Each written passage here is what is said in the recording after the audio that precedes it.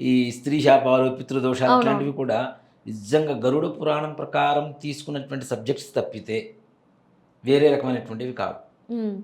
నిజంగా ఒక ఆత్మ ఎలా ఘోషిస్తుంది? ఎలా ప్రయాణం చేస్తుంది? ఎన్ని రోజులు ఎక్కడ ప్రయాణం చేస్తుంది? ఏ రకమైనటువంటి శిక్షలు అనుభవిస్తుంది? తదుపరి ఏ స్థానం పొందుతుంది అనేటువంటిదే గరుడ పురాణం ముఖ్యంగా చెప్పుకోవాలంటే. అవును. దాన్ని ఇంట్లో చదవకూడదు అనేటువంటిది ఒక మూర్ఖత్వం. మూర్ఖులు చేసేటువంటి పని.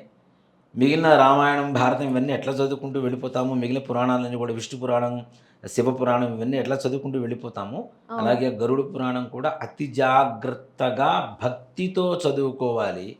అందులోనూ ఏ పురాణాల పుస్తకాలు ఏ పుస్తకం కూడా కింద పడేయడం అనేది మనకి ఇష్టం ఉండదు.